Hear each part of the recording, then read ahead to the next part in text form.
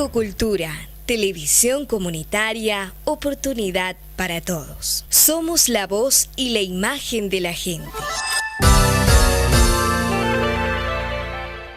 Acá, si yo llegara a ser presidente de la República, tendría que ir por lo menos con una minoría de bloqueo en el Parlamento que me permita hacer pasar las leyes que necesitamos para modificar esta realidad en el Paraguay. Ahora, ese es, inclusive estaba previsto que te comentara algo. Muchas veces las buenas intenciones, ¿verdad? Los planes que tenemos y caramba, el Parlamento, la Constitución, la última Constitución, sí, creo que le dio más poder al Congreso de, sí, lo que... Y ¿cree que habría una estrategia de negociación porque aquí uno ve, sí, en un momento que lo que menos le interesa es que nuestro Paraguay salga adelante. Aquí lo que queremos es joderle a quien no está con nosotros o que traer para nuestro sector, sí, los provechos o el interés.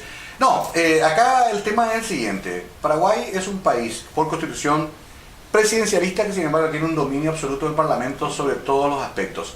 A mí me decía un experto extranjero después del juicio político, bueno, el juicio político es escandaloso y todo lo que quieras, pero realmente el problema de fondo es que el Parlamento maneja el presupuesto de ustedes. Ahí está el problema de fondo.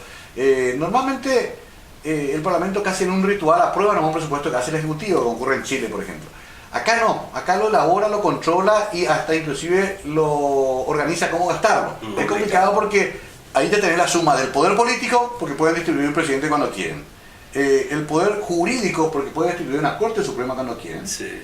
Y también el poder económico, porque el Estado depende del presupuesto que aprueba el Parlamento y controla el Parlamento durante todo el año. Y esas son modificaciones que solamente se van a lograr con una nueva Constitución Nacional. Sí.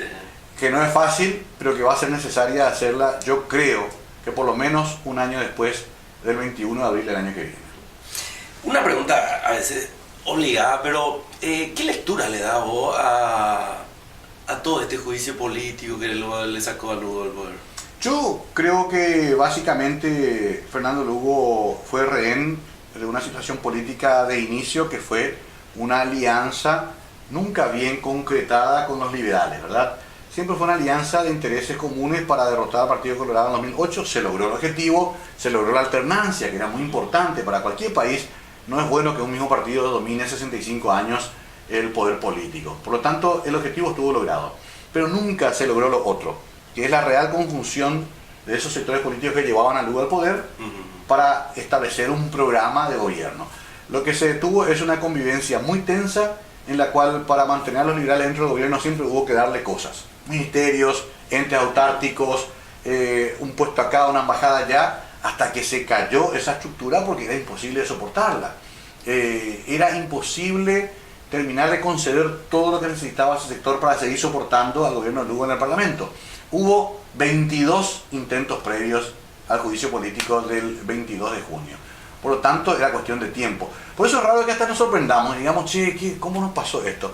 En realidad era muy factible que pase, porque el sistema estaba diseñado de tal forma casi de extorsionar al presidente Lugo hasta el final de su mandato. Claro que muchos creímos que llegábamos al final porque le faltaba poco, sí, le faltaba un año para las elecciones. Claro que también muchos pensamos que gracias al crecimiento económico del año antepasado y gracias a lo que se presagiaba para el año que viene, otra vez un año económico muy bueno, esas cosas ayudan.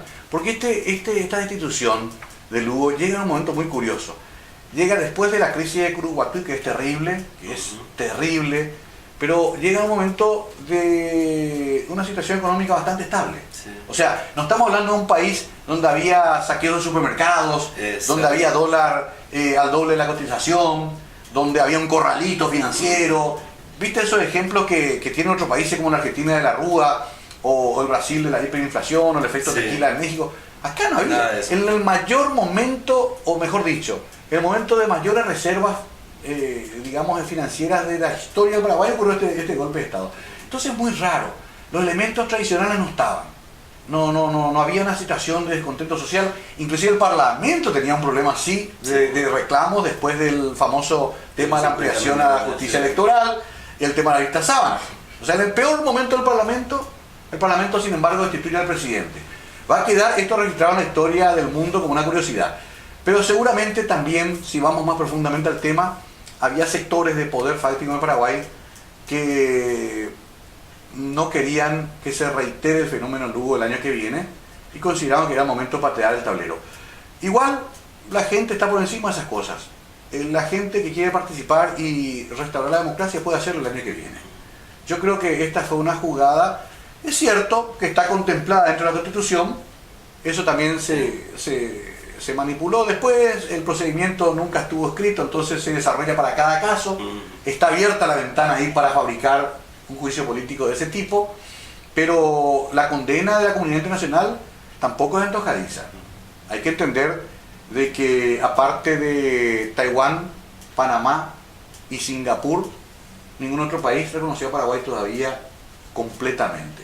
Hay reparos todavía, inclusive en los países ideológicamente afines a este gobierno, como el caso de Chile, Colombia o España, que ahora acaba de pedirle a Paraguay de que no se vaya a la Cumbre Iberoamericana de Naciones. Entonces, en realidad estamos en un problema y hay que salir de ese problema lo más rápido posible el 21 de abril por vía democrática, nunca por otra vía. Sí, señor.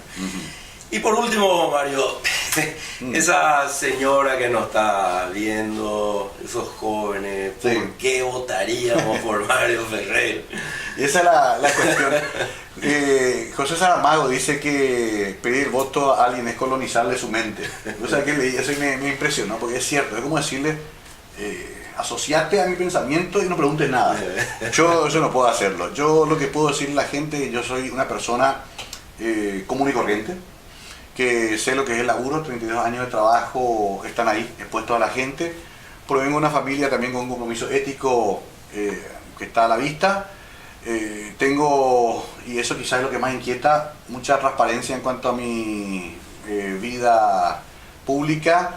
No soy una persona con cuentas escondidas en el extranjero, ni con grandes propiedades de tierra malavidas, ni con negociados amañados con el Estado. Nunca fui funcionario público, nunca. En mis 53 años de vida, nunca cobré un sueldo del Estado. Con esto no critico a la gente que vive trabajando con el Estado, porque creo que es también un merecimiento apropiado. Pero me deja esto exento de asociarme con la vieja política del Paraguay. Lo que yo quiero es ser un elemento que pueda aglutinar a la sociedad en pos de un objetivo común, que es el bien común. Quiero servir al país.